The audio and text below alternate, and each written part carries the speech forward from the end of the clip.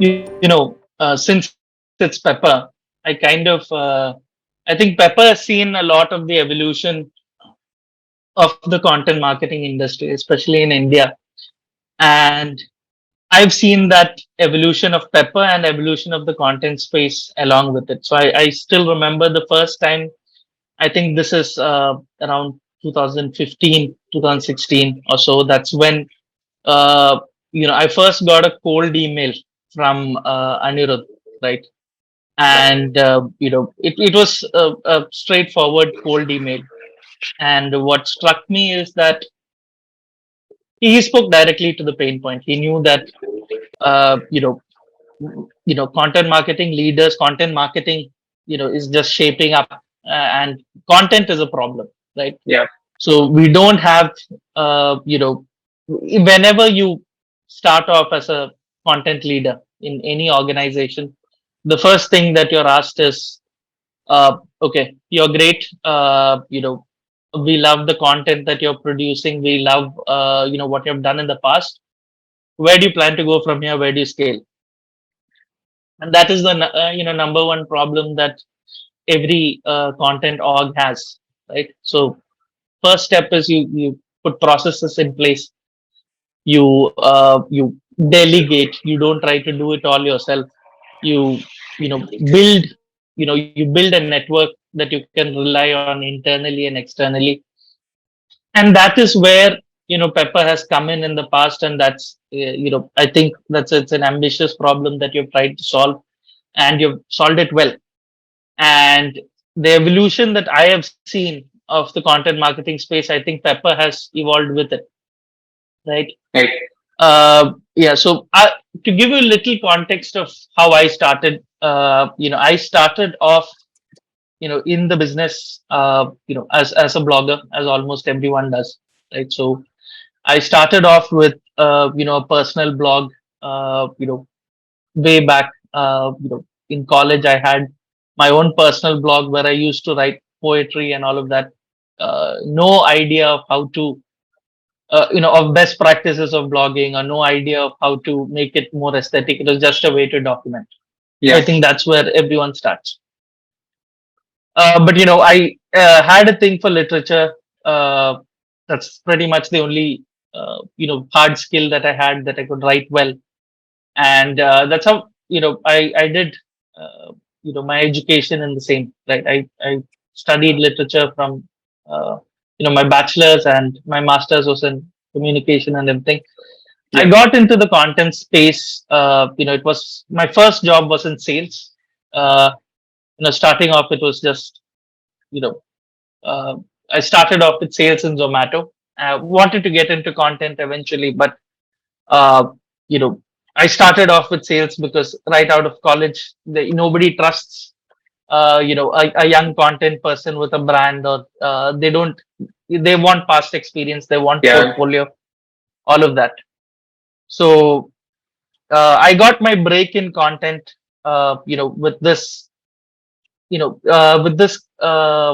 company called Mira Events, that used to cover the entire uh, event space in India. So I started there as a blogger, covering the entertainment space, right? We used to have all kinds of events happening at the time, like MTV Indies. There was VH1 Sensation, all of these events that I used to Yeah. cover and all of that. But yeah, so started off there as a blogger, then got into the product side. Spent close to 2 years there purely as a blogger, and graduated to a manager and an editor. Then had a stint in gaming, where I got to see the whole engine of how a product is built, right? And gaming was a great place to start, because that is entirely driven around storyline, right? So we were, if you remember Pokemon Go, we were an Indian company trying to replicate the success. We were an early mover before Yeah. Pokemon Go started.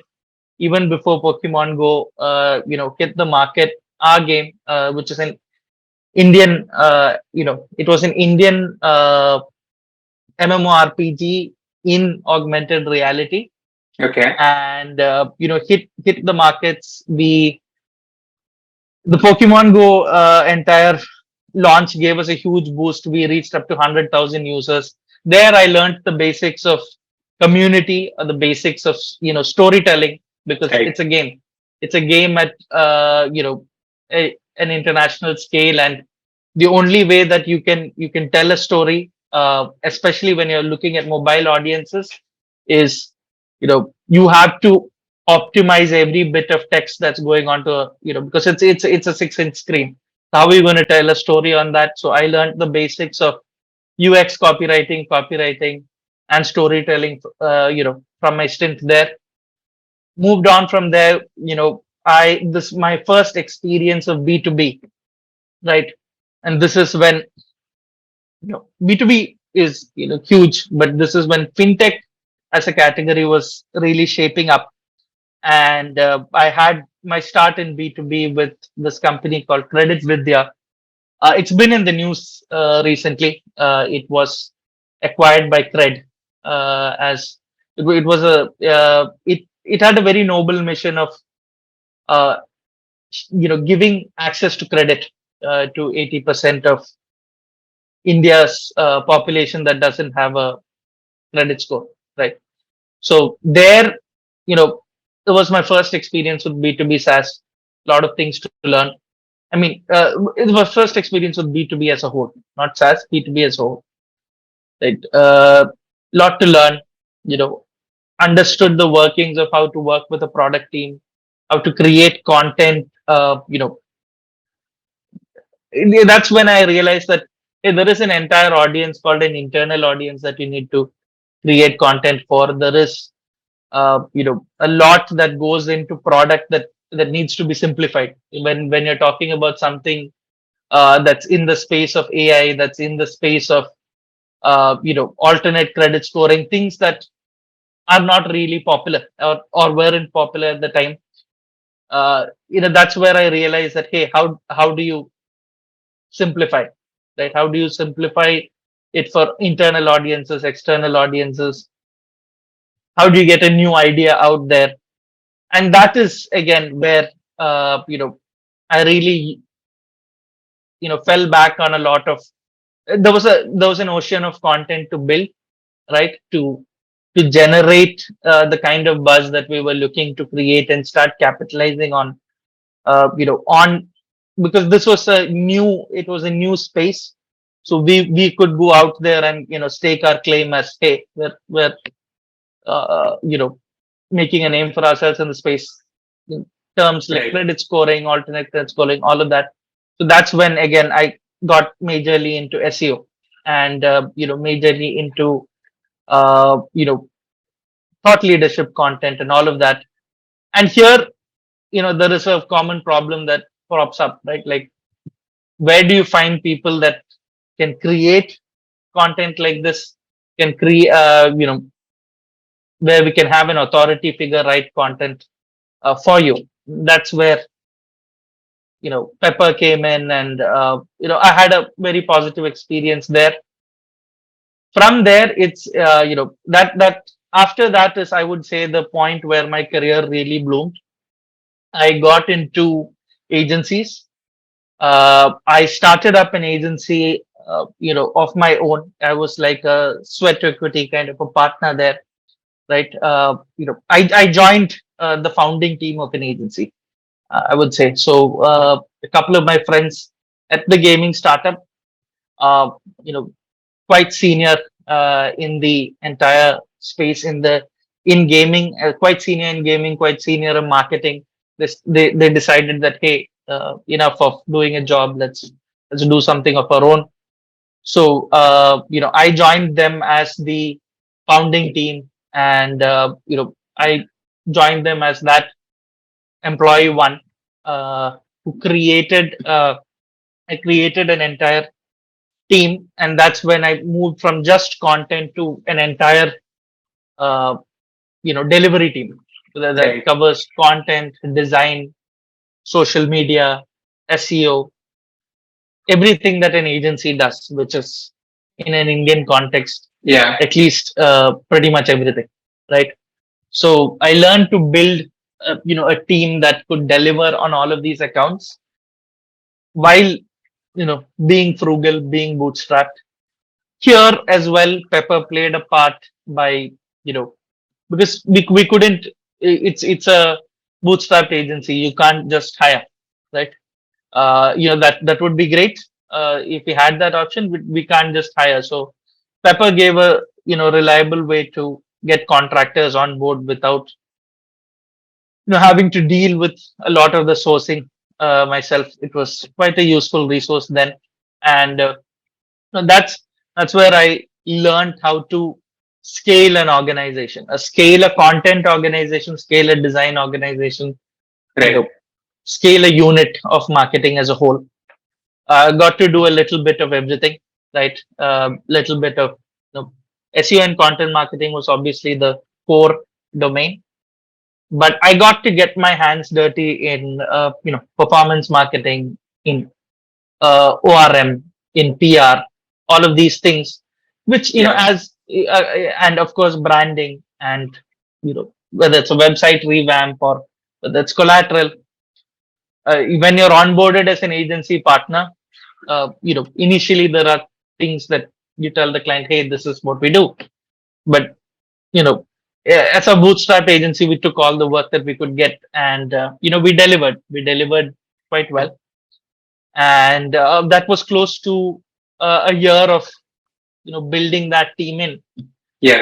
And then I got a call from what I would say is one of the turning points in my career. And this was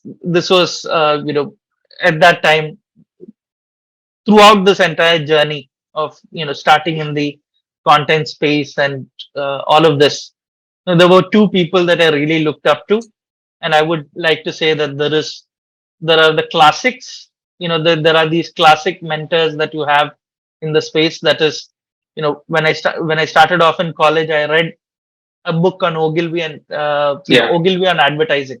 That Yeah. was what sparked my interest in, from literature to actually understanding that, hey, there's a market for this. Right. There is a market for good writing, for copywriting, for content, for advertising.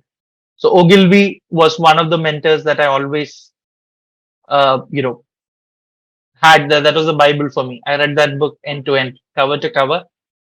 And another mentor that I had on my journey, even though he had never heard of me, I whenever I you know whenever I searched online for anything that that I was starting, like, okay, how do I uh, you know how do I structure my blog post, or Yeah. how do I optimize for SEO, or how do I get more backlinks? Any question that I searched, I always saw this name pop up, which was Neil Patel, right? So this is when Neil Patel was starting out his India business, and there were not a lot of agency players, and they were looking at starting a new team with a starting from scratch, people who were willing to do it all and start from scratch again. And that's I got a call from you know their HR. They reached out, and when I heard the term, when I heard the name Neil Patel, I was like, wow, this is a dream opportunity. And yeah, so I was one of the initial first few, I would say employee number 2 or 3 Okay. at Neil Patel Digital Yeah. India. So this was Neil Patel's way of you know the bringing the entire Neil Patel brand uh, Right. you know to India, right? And we had two audiences that we went after. We had the SMB audience and the startup audience as well, and we had a lot of these uh, really big brands, right? We had at one point we had players like Tata, we had players like Narayana Health, we had players like you know again, like from all kinds of spaces, right? And we even had, yeah, Swarovski, and so everything, right? So Right. yeah, so we that is, I built there, at Neil Patel, I built a content and design team. Design, we had a great peer by the name of Kamlesh. He worked with me as an art director, and I was the content marketing head. We built a team of a delivery unit of content and design, to close to a 20-member team. And at the peak, we were handling, you know close to 120 clients across domains. As I said, there was healthcare, the Narayana Health. In healthcare, there was telecommunications, there was pharma, there was diagnostics, there was luxury retail. As I said, Swarovski. There was organic, there was organic produce. Yeah. Anything that you FMCG, anything that you can think of, they came to us, right? So that's where I really understood scale and context switching, right? Right. Because when you're dealing with, you know 120 clients, I had a very I had an amazing team. Yeah, I but that's where I learned the value of structure. Because at that scale, any lapse in structure or any kind of, laxity there would mean the entire thing would crumble, right? One person can definitely not do it all, right? Right. So that's where I learned how to, build and scale a team. I realized that there was this, way of organizing teams that I learned from my gaming days. There was a Okay. team. There was a there was a gaming company that always used to release amazing hits. It was called Supercell. You've heard of Clash of Clans and all of that, Yeah. right? So they had I came across their way of building teams. While I was in my days, and I thought that, hey, why don't we try something like that here? And it was the way that they built their games, was they had a pod of, a designer, a copywriter, a storyteller in the Yeah. game's case, a product manager, a tech person. So they had one pod to execute a game. They had like 5-10 pods like that, and like, so each pod had everything that it needed to succeed. Okay. And eventually, but not all the games made it. They brought these games to the, the fore, and like out of 10, there'd be like one or two that make it. Right. But what really fascinated me is the way that when you reduce bottlenecks and dependencies by creating these units that can self-sustain, you really remove a lot of this, bottleneck. Managers, the idea of a manager, of a good manager, is to not be the bottleneck. And I took that lesson from there and applied it here.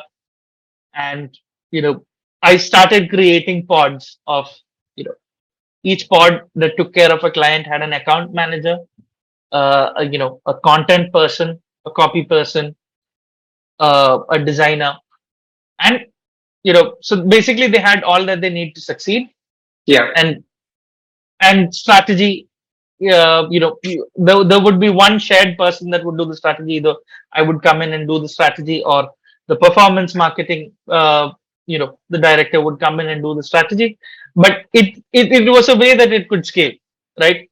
That was, we could relook at it month on month, but execution happened without a hitch. So that is where, I learned how to massively scale an organization, learned all the ins and outs of, obviously SEO. Because the first thing, whenever Neil Patel's name comes up, Yeah. it's SEO, it is content marketing.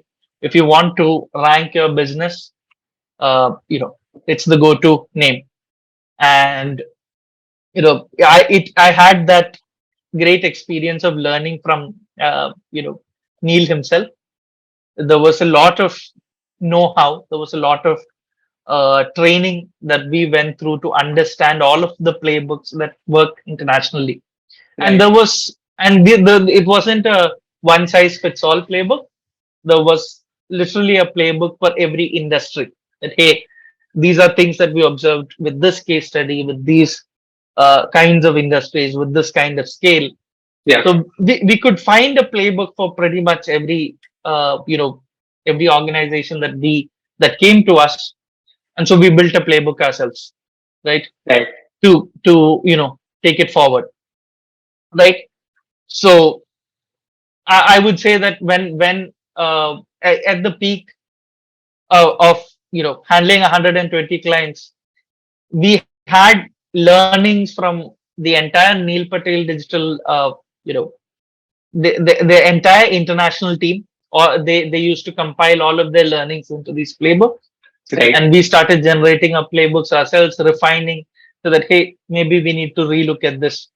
And that is the collective you know the collective wisdom that we got there. I wouldn't say it's not one person or two-person. It's an entire organization around the world, mentored by this guy who was the best in the business, and we've built out that playbook. And Mhm. that really helped give me a lot of clarity that okay, this is how you can take any organization, and you can apply these strategies. This is how you can build, you can Right. scale, all of that.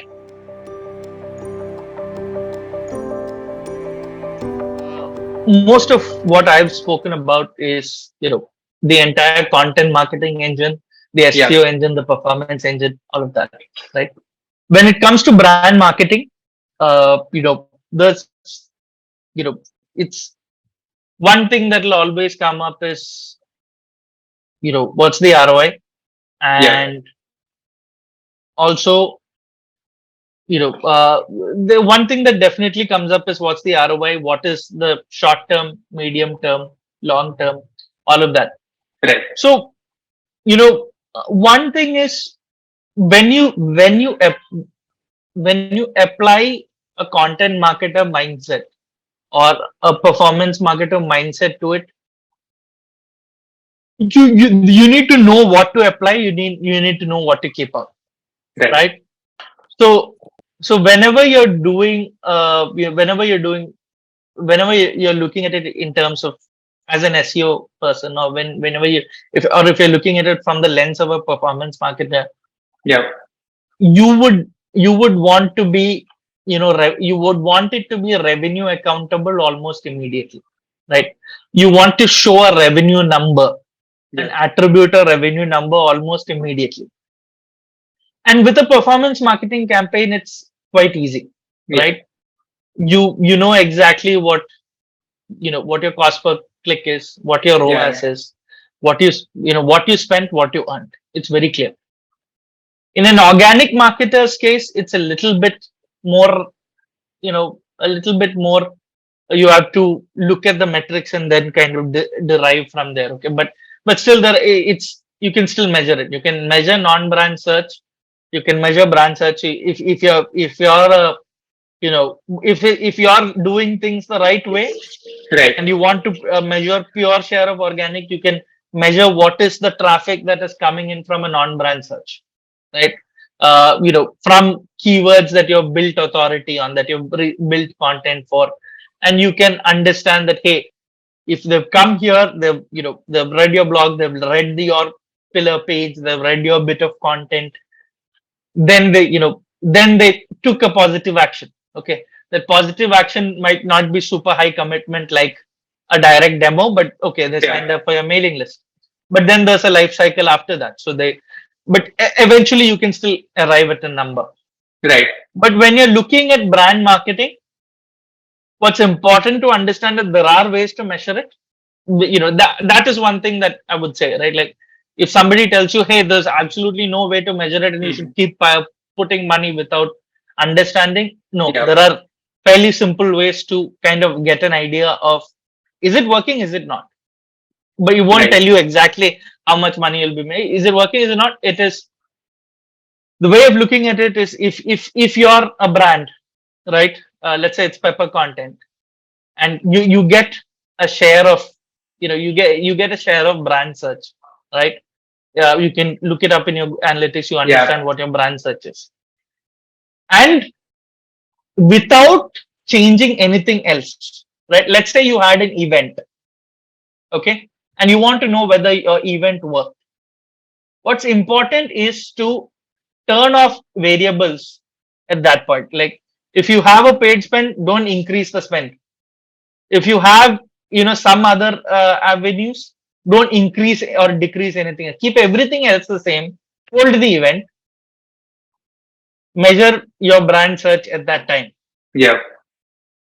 If there is, or your visits on social media at the time. If you see an uptick that can't be attributed to anything else because you have not increased your paid budget, Yeah. so there are not more eyeballs coming. You have not, increased your ABM or your outreach there. You have not, you know, you have not done anything else, but you're seeing your brand search go up. Yeah. That is your way of measuring whether your event, which is often a very intangible thing, worked or Yeah. not. Or it's whether it's an online event, whether it is a partnership. Let's say you sponsored something, you sponsored a community, right? Let's say it can be as simple as a Slack channel, right? You started sponsoring a Slack channel, or Right. or this is another brilliant way that I want you to look at it, is like, so this is a way to especially when you have a hoarding up, Yeah.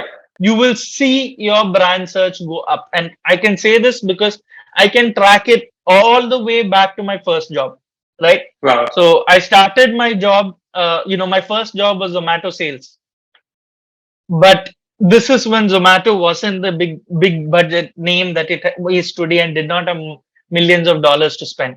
Yeah. They were a super scrappy company, and there was one day, every quarter there was one day where everybody, no matter whether you're a director, whether you're a intern or a salesperson, and I Yeah. was part of that. I was a salesman. Every person had to go out there, go to restaurants in the vicinity, and start stickering. Okay. So it was, we stuck stickers that, okay, order online. This is Yeah. when ordering online was kicking off, right? Okay. Before that, it was just a discovery portal. Yeah. We stuck everywhere. Okay, order online. Just awareness. Stickers on doors. Stickers on the, we went. We talked to the manager. We talked to the managers. We gave them free coasters. We gave them free, standees. All of that. All of this is brand spend, right? Right.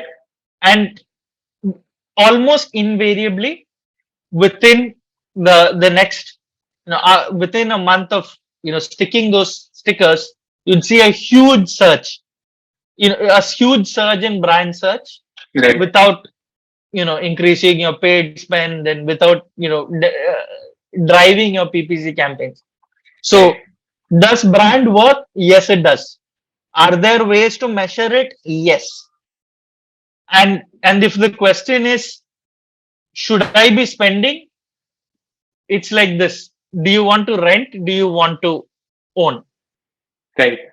Whenever you are relying on a channel like Facebook, or LinkedIn or Instagram or whatever, you're renting. Your visibility is rented, Right. and unless they know your brand name, they come to your website, they know your social media, they start following you there. Unless they you know see your ad and you strike an emotional connection, Yeah. all of this is under the bucket of brand, right? Like, so, like, how should I do that TVC campaign or not? Should Right. I do that OOH campaign or not? When there are so many paid advertising methods, when there is content marketing, The simple question is, you have to. It's, yeah, unless you plan on renting all your life and plan on, just, okay, if Facebook, makes any change, or you're willing to change your entire strategy every time a channel changes their way of giving you visibility, Yeah. then you can continue doing that. But the only way to do it is start renting, but build your own house. And Right. building your own house is building your own brand. There's no other way other than building it. And if you don't, there are players who will, and they will No. eventually capture your market share.